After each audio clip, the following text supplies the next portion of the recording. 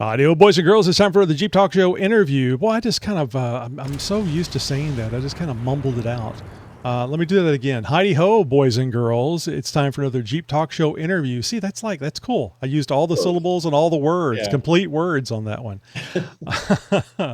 Paul is with us today. Paul Roth has always loved cars, and that passion led him to start JeepCables.com. It all began when he needed a better battery cables for his 1999 Jeep Cherokee and couldn't find anything on the market.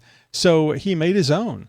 After sharing the idea with some Jeep friends, word spread fast, and before he knew it, he was shipping battery cables all over the world. Oh man, was it freaking you out when you found out about shipping, worldwide shipping? Yeah, once you start doing international shipping and you start finding about that, it's wow. It's amazing how expensive it is, isn't it?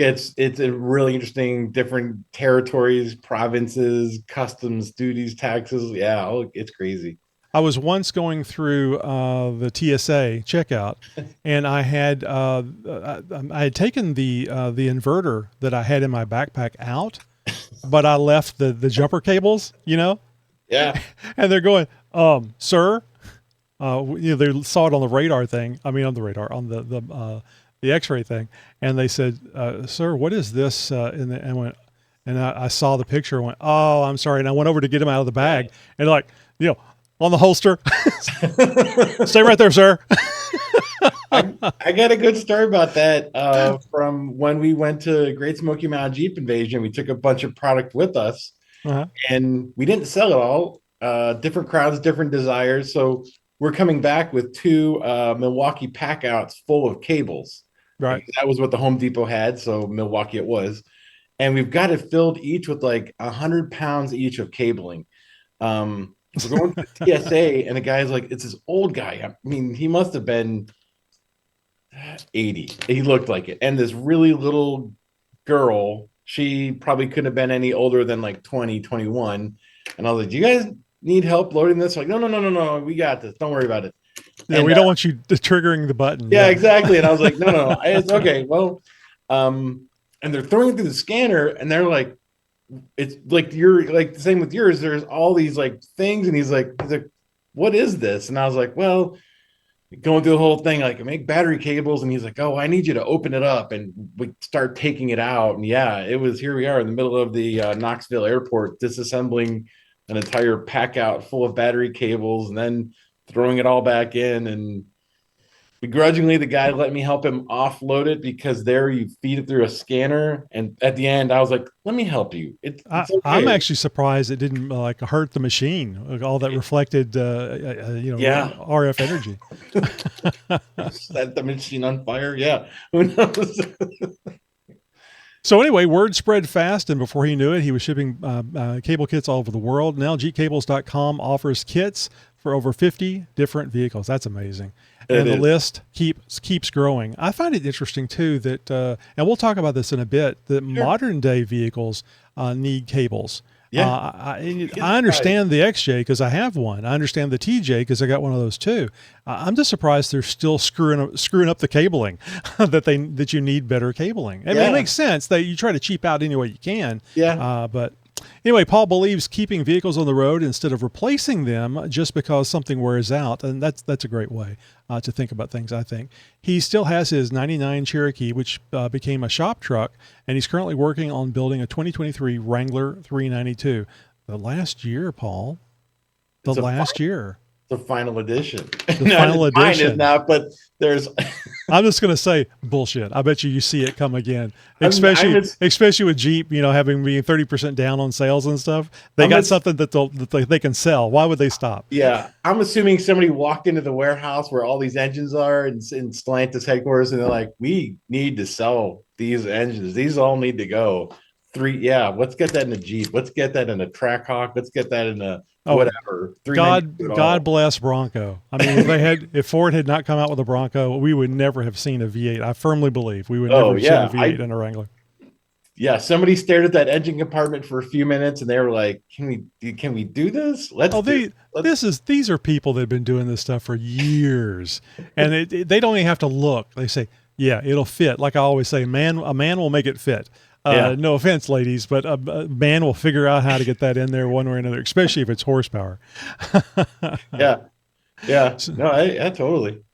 anyway, so what started off as a simple fix for his own Jeep turned into a business helping enthusiasts everywhere keeping their rigs running and not on fire. We'll get into that a bit. Again, it's jeepcables.com, no space, no dash, no nothing there, just jeepcables.com. And I, as a XJ owner and as somebody that has gone through the steps of needing more power in an XJ, I fully support what you do because it's great. I mean, I know how to build my own thing, Yeah. but it's expensive, and I think that Yeah. you probably buy the stuff in enough bulk that you can get a better price. So I think that you can probably get I think I was looking at 150 $200 just buying the stuff Oh myself. yeah. And then you're buying the tools, and then it's kind of a crapshoot whether or not you got it right. We've bought equipment. We've had our wire tested to meet UL and mill standards. Oh, I mean, nice.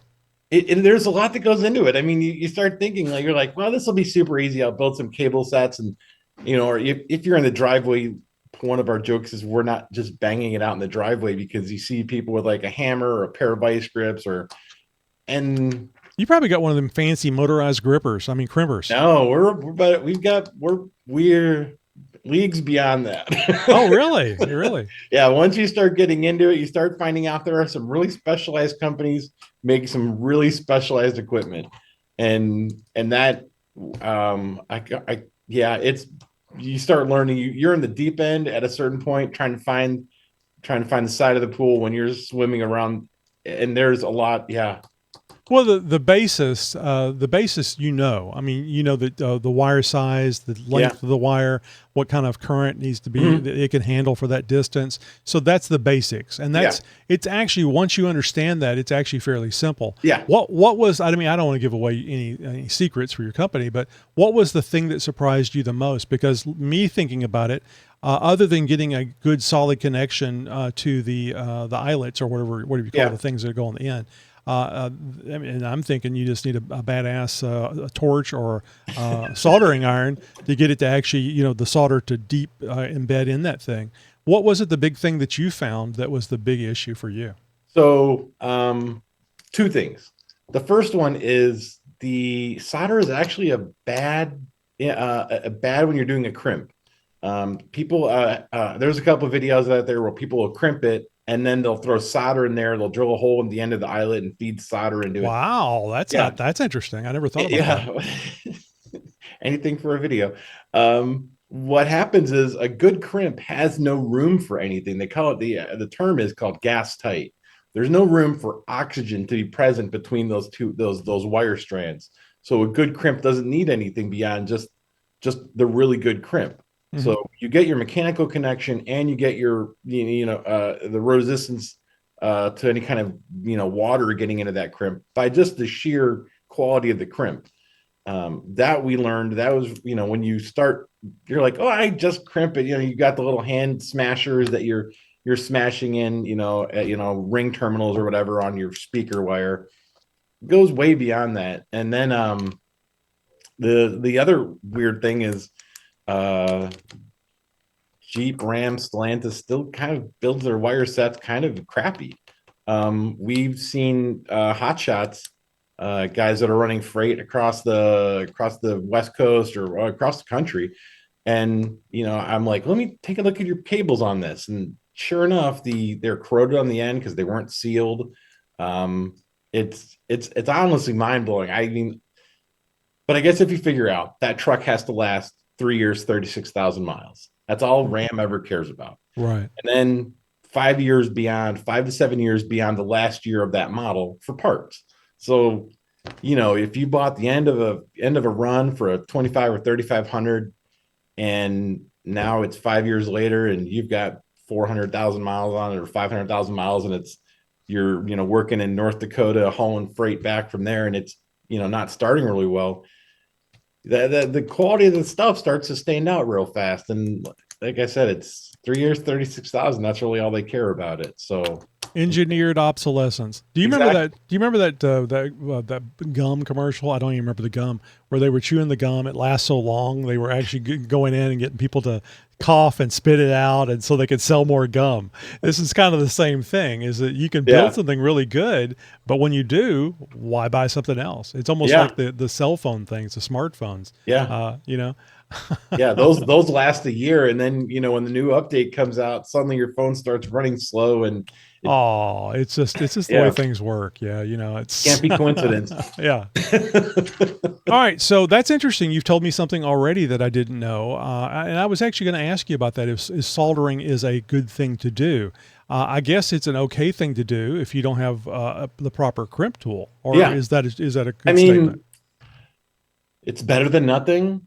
I mean, if you've got when you're I guess when you're doing like a starter connection and you're trying to get your trigger wire, it helps preserve it. If you're trying to keep a mediocre connection working better, it helps. Hmm. Most of the time you can't get the solder in. I mean, you've used a soldering iron to, whether they're 15 watts or even adjustable up to 300 watts, that solder you have to heat up the wire for it to accept the solder. Oh yeah, and the And sheath is going to be melting on yeah, you, and and yeah, exactly. And the jacket's not rated for that kind of intensity.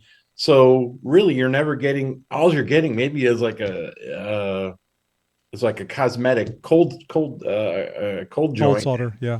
Yeah, and that's not good. And I don't know. I've seen blow torches and all kinds And of it stuff. affects the current capacity of the Yeah, wire yeah, it because does. And you're it eats up the gap not spot. getting the what do you call it? Not the eyelet. What do you call the thing on the end of the cable? The ring The ring. terminal. So you're Yeah, not getting a full 100% connection from the yeah, ring, electrical connection from the yeah, ring to the wire. So yeah, it doesn't matter what your yeah. wire current is set for. And actually, that can heat up because of Oh yeah, yeah. the issue that it's not connected properly. Yeah, it's trying to make that gap and it's going to just keep throwing current at it until it can make that gap. Yeah, yeah. So your first cables, how did those go? Did you do the thing I'm talking about, like the way I'm thinking No, about it? I ended up, so I used a hand crimper and one of the hydraulic ones, like the big kind of Yeah, big yeah. ones. Yeah. And I smashed them together. And now when I look back at those really early ones, I mean, we were using like a Dymo label to like print out. So I started in IT. That's where I come from, an IT background. Hmm. And everything on the back of a computer or in a good network installation is labeled where everything goes. So you're not just randomly like with a pile of cabling. So we started labeling the cable ends. I did because I was like, I want to be able to know if I sell this to somebody, I don't want to have to draw a diagram. I'm a terrible artist, so it wouldn't be a good, like in Microsoft Paint, I could have done something and a little stick figure guy like, but trying to get the ease of installation for the end user was really a priority. So we used like Dymo labels and electrical tape. I mean, there's probably a couple hundred kits out there that look like that are our version. That's just fancy. That's Yeah, that's really cool. yeah. We've never had anybody call back and say like, "Hey, I've had these cable sets for 2016." It's like 8 7 8 years. Yeah, they're still out there.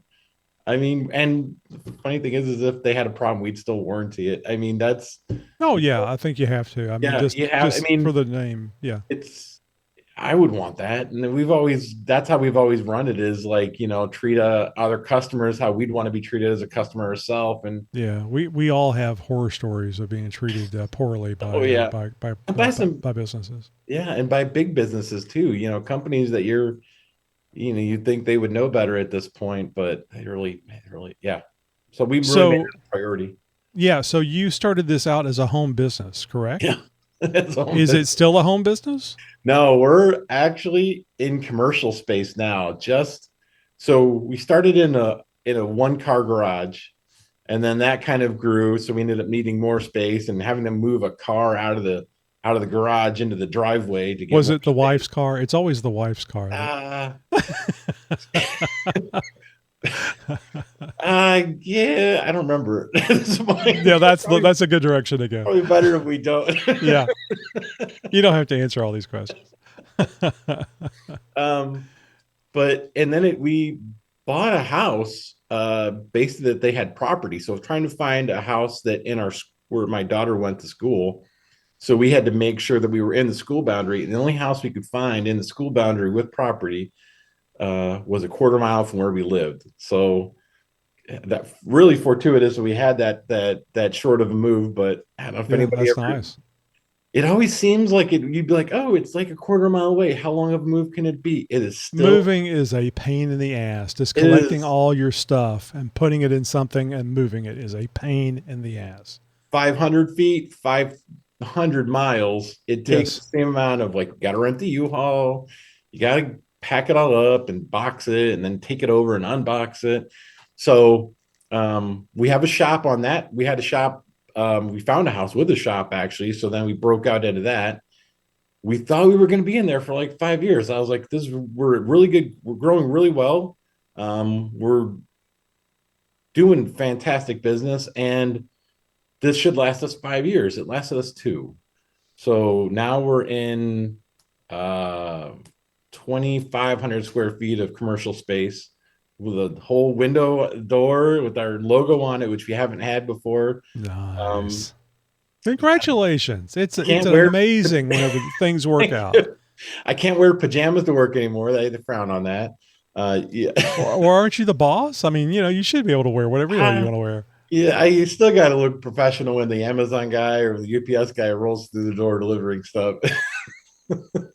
It's like, oh no, I was used to the housewives dressing Yeah, like that, yeah, but not so yeah. much the men.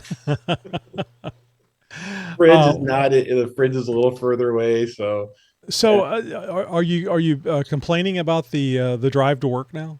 Where you used to be able to get up and yeah. wander out, get a cup of I coffee, and wander out to the you shop? know my walk from the house to the shop was 15 feet, and Yeah. I could if I ran out of coffee, I could just walk back in and get another cup. Now there's like I have to like plan this out a little bit better. I really have to like make sure I've got my coffee, that I don't forget my lunch at the home, because then it's like, well, now if I'm hungry, I'm going back home to get something to eat. Yeah, it's a little bit more planning. But it's good. It's better. It's Well, you can probably still stay focused more on yeah, what's you what's really going do. on at the shop. Yeah, So you being in IT, I'm curious who did all the network cabling, the switch installation, the Wi-Fi. yeah, I did, and that's so Isn't that a great thing to be able to do that stuff? And it it's really very simple. But if you've yeah, never done it, it's confusing. it looks really crazy if you just got a bundle of stuff and you're like, where does this all go? But Yeah. and once you start looking at it, and I'm fortunate enough that my wife is a graphic designer by trade. Oh So wow. we have been able to combine our skill set in that I know the IT and the background of things. She does the art, the graphic art, any of the artwork. That's all I would say like 95% my wife's work, Hmm. our logo and all of that, having to, have a better half that is skilled in a way that I couldn't, and we can leverage her talents in. Oh, it's wonderful. Yeah. Yeah, I mean, it's great because you don't have to do everything. Yeah. So, did you do the security, the camera security and stuff Done yourself the as well? camp. Yeah. So that's the other The thing. camera security stuff is really inexpensive. I mean, companies can make it very expensive. You're in IT, you probably know. Yeah. You can get really high end Oh quality, yeah. high def cameras for $40. Oh yeah. Uh, You could go down to Costco and buy a whole set of Rio links, and they're 4Ks, and yeah. yeah, Or exactly. even cheaper, you can do ring cameras or Never cared for the Ring because it's in the cloud. I mean, yeah. there's advantages to the cloud, but I would much rather come up with some sort of moving the data off to like Amazon AWS or something on Yeah. Or even the just local well, the local somebody can steal it, and then you don't have the footage. offsite local. Then Oh, you got okay, okay. syncing between 2 points. Oh yeah, yeah. You can get creative. Oh no, it's fun. The whole IT thing is fun. We won't. I've been doing IT since like 80, 81. Okay. So I've been doing IT for a long time. I mean, all Yeah. the stuff that you see me doing on the show, it's all because of the IT stuff and my curiosity about internet and so on and so forth. I actually got in '95 when Windows 95 came out. I got our company, nationwide company, up on the internet. We didn't have an internet Wow. presence, so I actually had to go online. I forget actually how I was able to do that, but I did research. Oh, I think I was using Archie or something. Okay. To actually go out there and do the original internet to figure out how to Were you do using the. ISDN or how are you doing it? Yes, it was Yeah. ISDN. Yeah, and we actually had our remote sites. Sorry, folks, we'll get done with this in a second. We actually had all our 30 remote sites using Frame Relay. Okay. If Yeah. you ever heard about Frame Yeah. Relay, and then you'd set the bandwidth for each frame relay, and then you'd have a constant and a burst. And we were using dumb terminals on multiplexers. So these were actual dumb terminals at these agencies coming in across frame relay and just doing TTY, but basically serial communications. Yeah. Yeah, so it was pretty cool. And that the length of time that terminal emulation software hung around, like I remember working for a hospital system in the late 90s where we were just Yeah, moving like an IBM AS400 terminal emulator to connect to some old, obviously yep. AS400 system. And here you are, and like you're like, why is this way? Why some other developer just didn't have the time or and they didn't want to pay No, to have it redone. well, oh well, yeah, that the hospital stuff, it's scary too when you start changing things. So I can well imagine.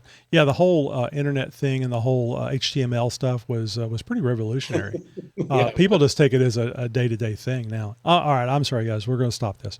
So you're not into ham radio, are you? Because we could go down No, another rabbit no. trail. I was gonna do. I was working on my drone license. And you're like, I have to study again. Like Yeah. I thought I was so ham. I appreciate the people that do ham. It is the licensing and all of that, and the studying for the tests that I'm just like, that's not me. So there's two tiers in amateur radio. There are the ones that had to pass the Morse code test to get their Oh, license, and they're the ones that didn't. And the ones that didn't are just posers. They're not real amateur radio operators. half your audience that's got any ham radio experience is probably screaming right now, like, Oh, absolutely. "Ah." See, I had to take the damn code test. So damn it, if I had to do it, you should be able to do it too. Anyway, so electronics is just fun. I like every aspect of it, and we're talking about the basics,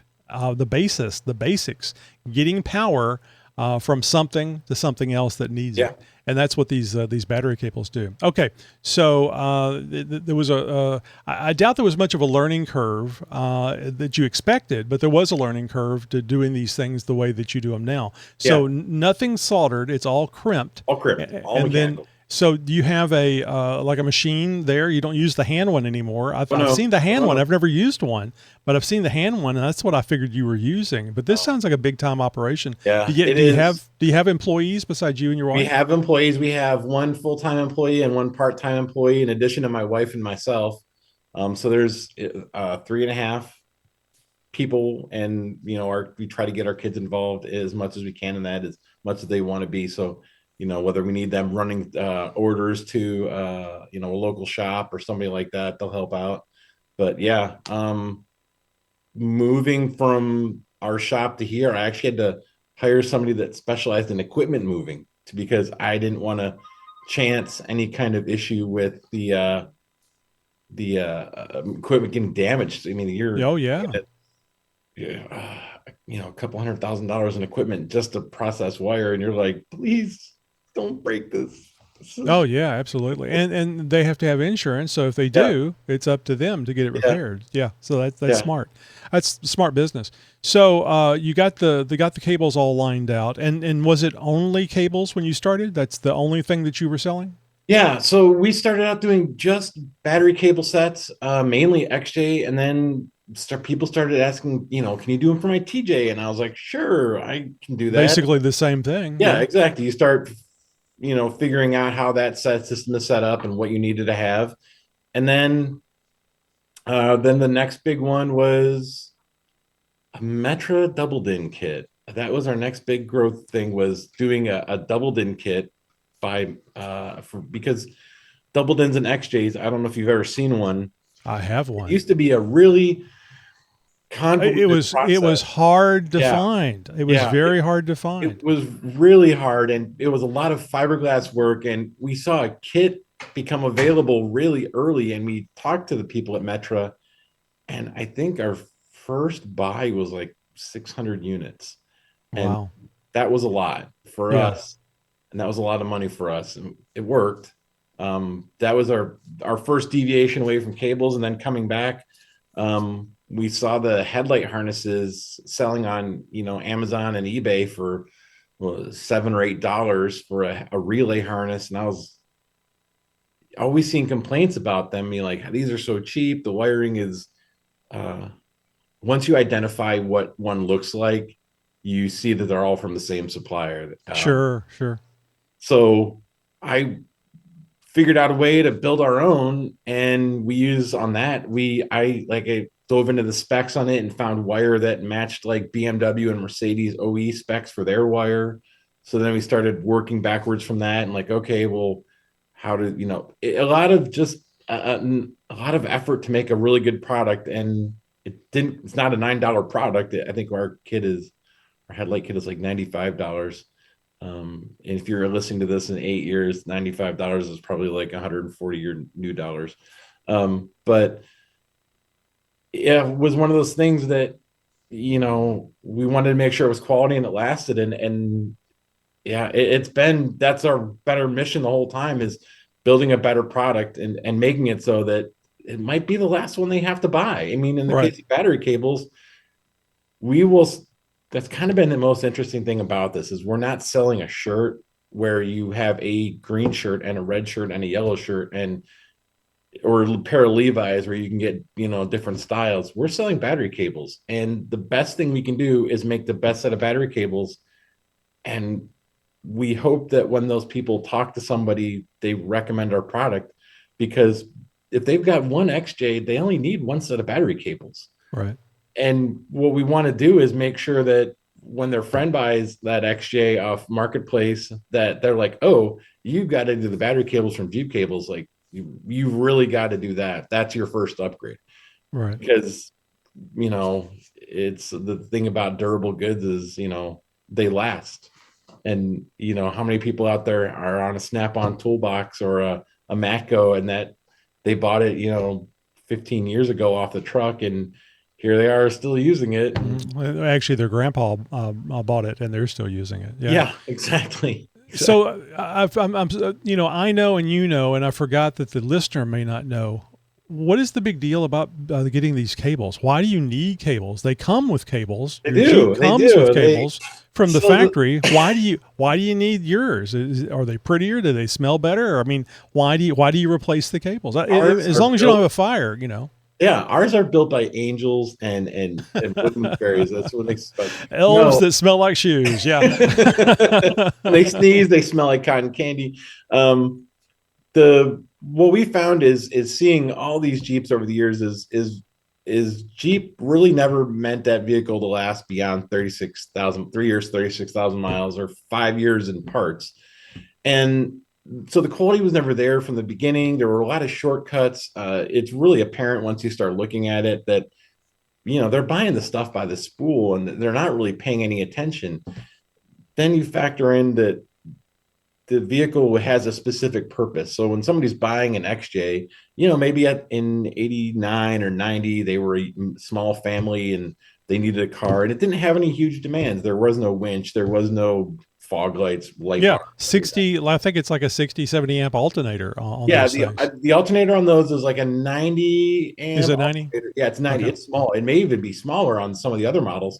So Right. you end up with wiring that's sized for that size alternator. And then you factor in, here we are, in 2024, 25, whoops, 25. And now that that 95 XJ is 30 years old. It's and that wiring is 30 years old. And Oh, and correct me on this. Over time, the current capacity of the wiring can change, whether yeah, it's the connection to the connector, or all kinds of things can happen. Even the wire itself.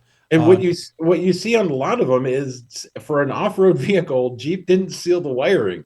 So what you'll see is you'll cut open a section of the wire and the strands. It's like a green corrosion that is creeping up the strand Wow.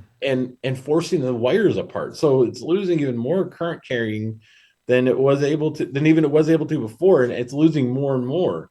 So it's really bad to see like what these vehicles can just through neglect, especially on the electrical side of things on the XJs, even all of them. There, any ground issue pops up and just becomes a huge issue. So yeah, it's been kind of a bit of an education thing to get people to understand that your battery cables are as important as clean engine oil, or fresh engine oil every so many miles.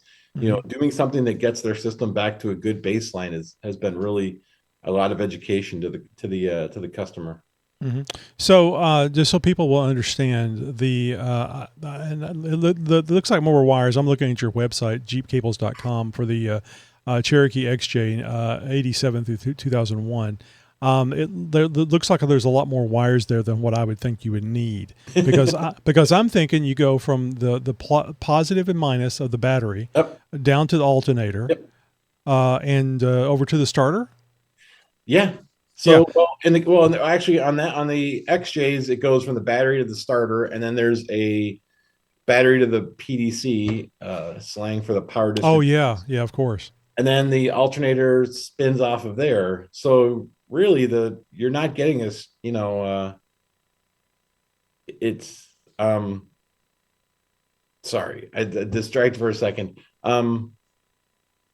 But basically, it's not a hard kit to install. Everything's kind of in one No, spot. yeah, it's all labeled. We've gotten all the ends labeled pretty well, or the ends are labeled. That's the one thing that makes our product really unique is the labeling on the ends. We've really spent a lot of time developing a process to label the ends, and you get the cables, and they all have a location. In the case of like the battery to the starter, it's clearly labeled. This cable goes from this end to this end, and it just kind of falls in place. You can get really fancy and you can loom it up, or Right. we do tech flex for people who want to have like some extra customization. But Well, you're in IT. I'm sure you yeah, built computers. You need some LEDs on these lights. some RGB Yeah. RGB cables. Yeah. It's not a bad idea. I like that.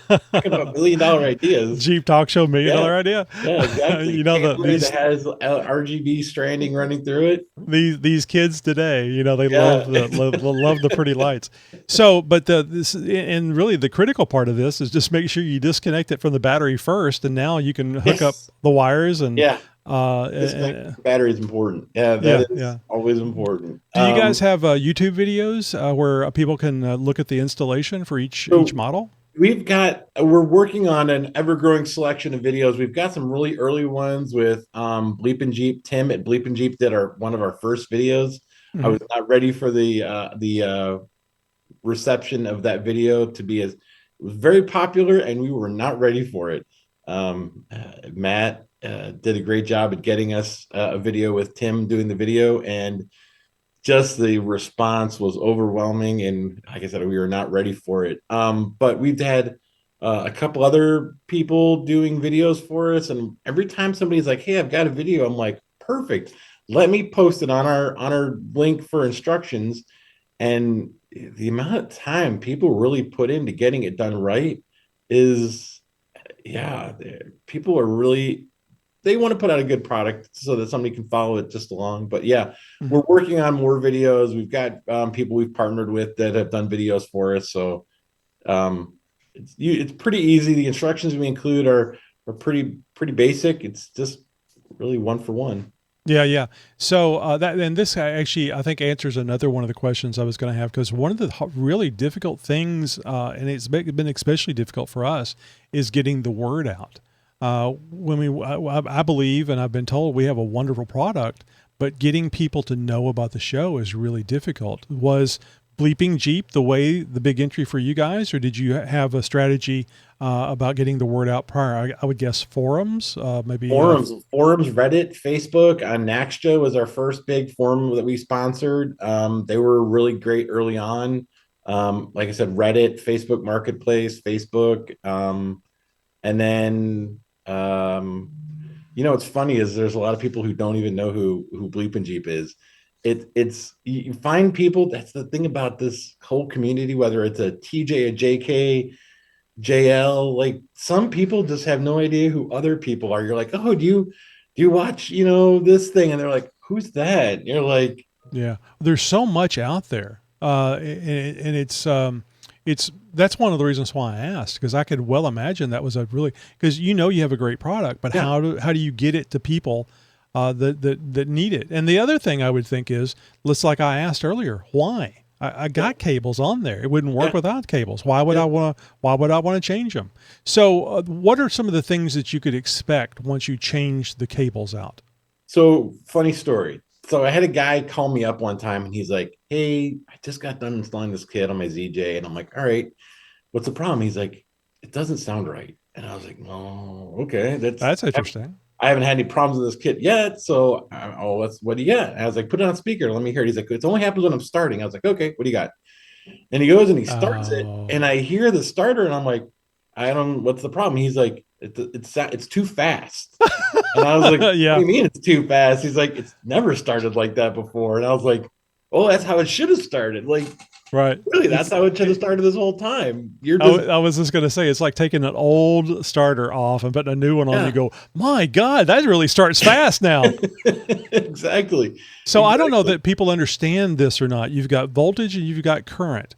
And the voltage stays about the same as long as you don't pull too much current. Yeah. And that's what you want it to do. You want the voltage to stay about, the 13.8 or 12 or whatever it is. And but the current is what is like the force. It's like the water pressure. It's the thing that makes like the starter move. Yeah. And if you have the force that the starter needs, you get those electrons to the starter and the speed and flow that it needs, it's going to operate at its peak performance. Yeah. And if it's not operating at peak performance, it's going to go slower. Yeah. So that's great. I mean, that's a wonderful thing right there. And I would imagine that also means that you, in those situations where maybe you left something on and you ran the battery down, now what current is available in the system and the battery is more of it's going to get to the alternator, and you're going to be more likely to get it started. Yeah, we see that a lot with winching. People will winch in and watch your volt gauge drop because the cabling on the stock cabling just isn't sufficient enough with these high draw attachments like a winch, where it's pulling on like the first wrap is how many amps? Probably like 600 or 700. It's a bunch. Yeah, and people don't take that into account because you're still connected straight to the battery with the winch cable, but you're not getting anything from that alternator to the battery to match the current it's drawing. So cabling is always a huge thing. Mm-hmm. I don't know what the cold cranking amps is on the Gladiator, but on the XJ, I've got an 850 in there. So whenever you run the winch, the alternator is nowhere close to the 850. The battery is a storage device. Yeah. And the alternator kind of bumps it along to fill it up. Yeah. If you can think of it that way. So when you're using that winch, you can run the engine, but there's not enough current coming from that alternator to run that winch. Yeah. You're just keeping the battery, hoping the battery will stay not full, but just keep trying to keep up with it. Yeah. Let me ask you something. I think this will be a really good question for you, and you tell me if it's not. Something that has always scared the hell out of me about winches is those are big ass cables connecting straight to the battery, and they're usually running in and over things. Mm-hmm. And you could quite literally get some something metal into that positive cable, and now you've got a direct short. Yeah. And those are really big light bulb filaments. Yeah, they are. Have you guys done anything with like a breaker, or, I mean, I know they make fuses, but the current is so high, those things are usually very expensive. Yeah. Is that anything that you guys have delved into? No, nothing we've dealt with in the past, and really factoring, it's the same as a starter. Like people would want to fuse a starter length, and you're like, well, you really can't fuse it because the draw is so high that you'd trip any fuse. And short of there's a couple places I would trust to make a really good quality high draw, device like that. Little Fuse makes one. But yeah, And they're expensive. The yeah, fuses are very oh yeah, expensive oh, because of the high current. yeah, yeah, it definitely are. Yeah. I mean, I really haven't heard of any. I mean, you just have to be careful when you're running those cables. Now, I did notice that you guys, and I think I did, that you guys sell winch cables. We And, do. and I think you just made the comment that it's the winch, the cables that come on winches aren't very good. Yeah, we've This talked I didn't know. we've talked to a couple companies that make products such as winches, and they're not really concerned about. They have a price they're trying to hit for that Right. winch, and they don't necessarily want to spend a lot of money on a good product if it means their margins are smaller, if that makes sense. Sure. Sure. Well, I mean, the companies are there to make profit, right? Yeah, we've approached a couple, and they're always big. They're always the thing is always the amount they can add that takes away from their profit. Right. If it means that a cable, is costing them $10 more per winch, that's $10 that they're not making on that entire run of units, so they have no interest in that. So tell me about your winch cables. What kind of, do they come in various lengths? That's one of the So, things I've always kind of hated about winch cables is because oh they're yeah, very long. well, we actually have a couple things. We have predetermined lengths, so I think we're up to like 4, 6, 8 inch, 4, 6, 8 foot lengths, Mm-hmm. different sizes. The winch cables are usually 2 gauge or 4 gauge, depending on the size of the winch. And then we can customize it. So if you said, "Hey, I really have a winch cable that I only need 3.5 feet, and I see you sell a 4 foot length, can we customize that?" We can absolutely, and that's the great thing about making it ourselves is we can customize every single one of those lengths to any infinite number of variables. Mm-hmm. Yeah, I'm looking here. $45. I don't know Yeah, what that is. That's I don't know what length that is. 4 foot. That's four the foot. 4 foot one is $45. Yeah. So it's not huge. So is this like the starter thing? The winch will run double speed. You get if the winch is if the cabling on the winch was suspect at that point, it sure won't be when you're done. So let me ask you this. I understand if you don't want to mention a manufacturer name, Uh, but will this benefit every winch that you have run across? there's Even the name brand ones that are 1,500, 2,000, $2,500. we'll go to this. We'll go to Badlands. So when they're buying that wire for those cabling, they're not the wiring their wiring they're using is not necessarily the wire that they're advertising it as. So if it's we see this with the smaller gauge wire all the time. If it says it's 16 gauge wire and you cut it open and it's really 18 or 20, but the jacket is puffed up, enough jacketing there to make it measure it out at 16 gauge. There's doing the same thing with the larger winch wiring too. So you're saying that you're getting a certain quality or a certain size of wire, but once you start delving into it, it's really not that, and it's really not the quality that you would expect. I mean, you can't make a ton of money on good cabling and sell it at a low price. Right. So So, what is the wiring that you use? What is it made out of? What is the it's wiring? pure copper. That's an interesting question that people ask that a lot. Like, well, you get hung up on things like oxygen free copper, and I think a lot of that just audiophiles or the audio community gets really hung up on oxygen free. It's copper. It's just copper. There's Sure. varying grades of Well, copper. well, it's an element, damn it. Yeah. But the thing that I was going for was I was making sure it was an aluminum Oh God, that you no. were using. Oh. Right, right. And you um, understand why. But I mean, yeah, there's house wiring that's aluminum, and yeah, it causes issues. yeah. We've yeah. I once we so a friend of ours, Ryan, who works for JS Alternators, um, he gave me some really good schooling. Like I said, you're always learning. Gave me some really good schooling on wiring sizes and audio competitions. I don't know how. Yeah, that whole scene when you start talking wiring sizes. Like they'll sell a 4-aught wire that's really just the 4-aught, but it's really just 1-aught wire inside the jacket, but it's sold. Yeah, it's crazy.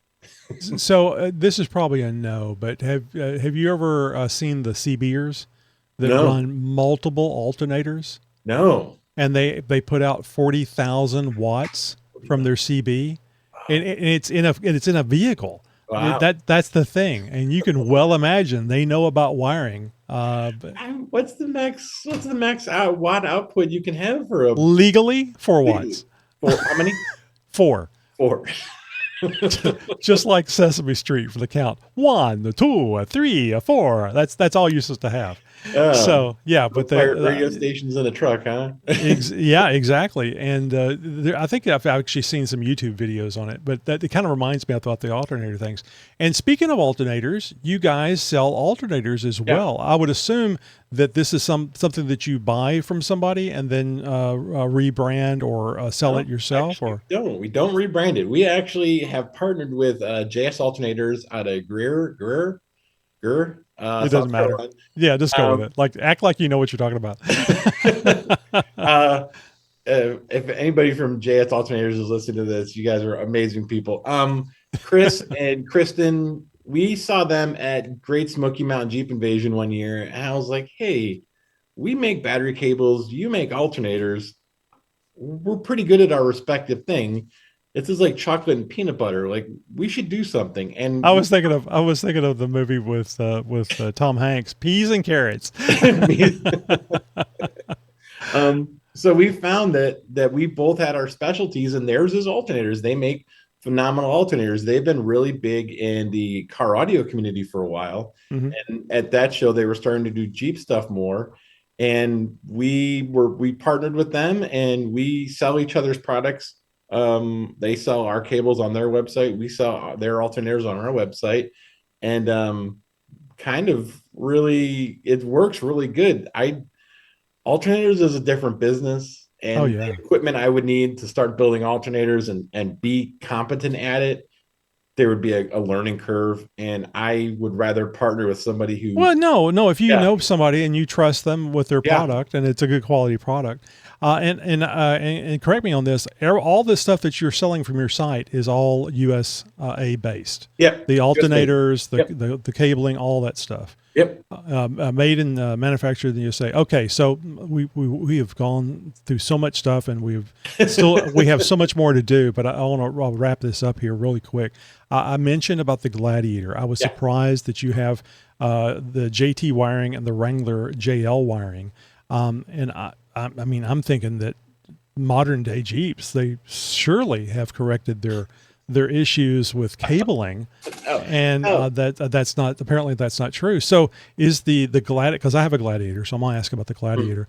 Is the Gladiator wiring kit basically the same thing? I don't mean gauge and stuff, but basically yeah, replacing the same stuff as you yep, would on the XJ. exactly. But all the way back to the XJ, all the way back to the early CJs, we're doing the same thing on the newer stuff.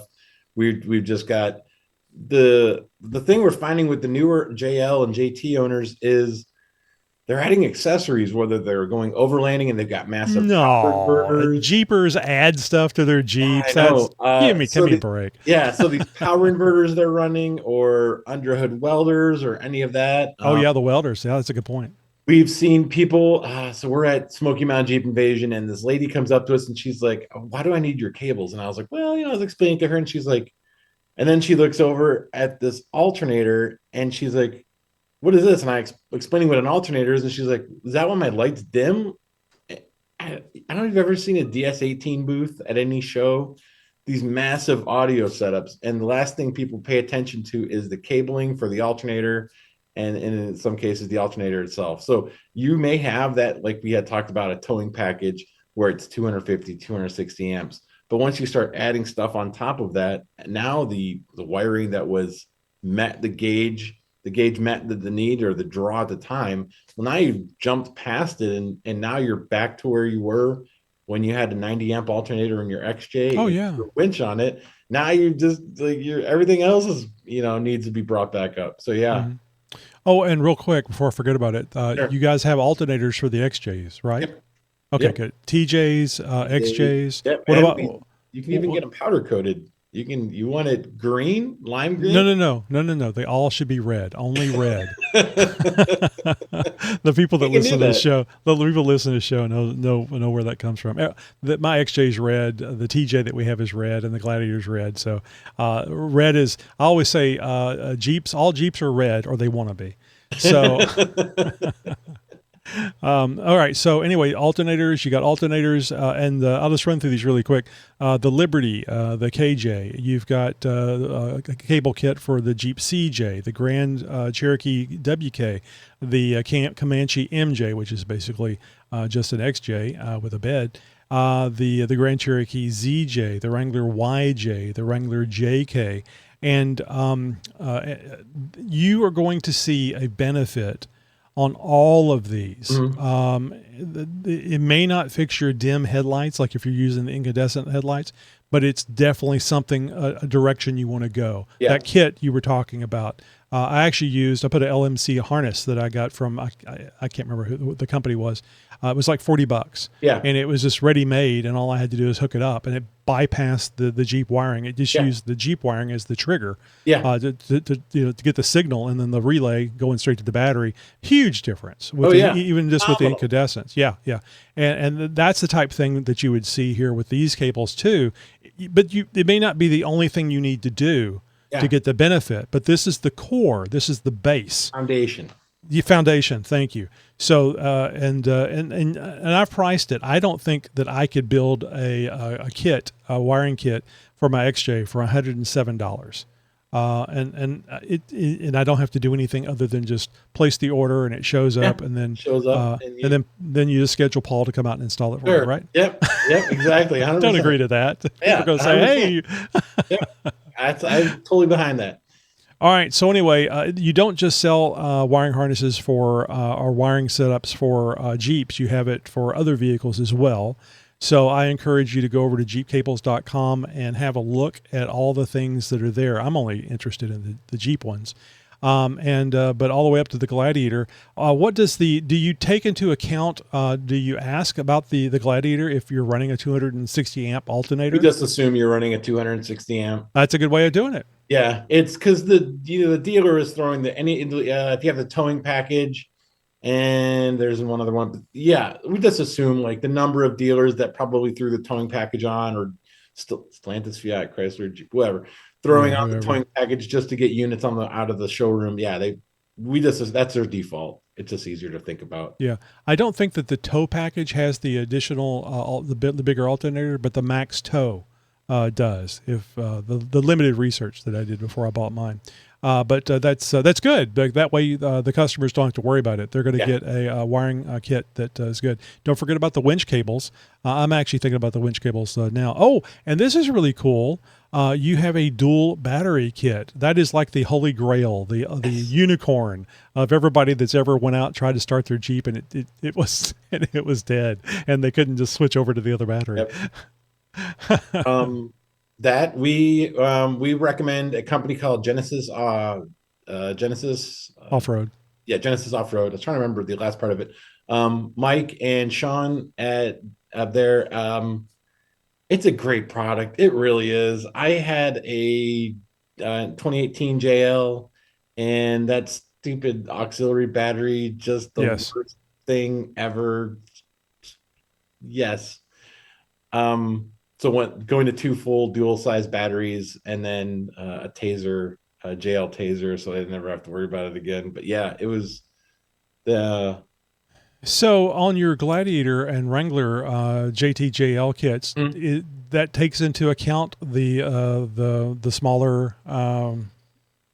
You just said it. I'm brain farting. The one that the dual battery setup that comes from the factory. yes, it counts for it. We leave it to you to determine if you want to keep the auxiliary battery. We're replacing the posts, so you're just moving the auxiliary batteries off of the post that Fiat Stellantis put there. You're just jumping to those. I really just encourage people just to go and get a Genesis, get a dual battery kit, get Well, this. no, what I was asking, what I was going to ask is the cable kit that you sell for the Gladiator. Can you hook that up and bypass that secondary battery? No, they just because of the programming, just because of the programming involved that they did on that side. It's But it'll work perfectly fine with that dual battery setup from the yeah, factory. Okay. yep. Is there any downside to replacing your cables? I can't think of any. Oh, I mean, you won't have an excuse why you couldn't make it to work in the morning. I Yep. mean, you shouldn't say like, "Oh, my Jeep didn't start." So correct me on this. It's very cold outside Yeah. with your cable set up. You're more likely to get the vehicle started. Yep.